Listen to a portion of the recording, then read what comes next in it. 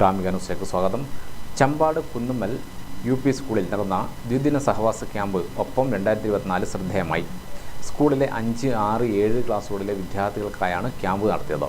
വിദ്യാർത്ഥികളുടെ മാനസിക പിരിമുറുക്കം ഒഴിവാക്കി മനോധൈര്യമുള്ളവരാക്കി മാറ്റുക എന്ന ലക്ഷ്യത്തോടെയാണ് ദ്വിദിന സഹവാസ ക്യാമ്പ് നടത്തിയത്.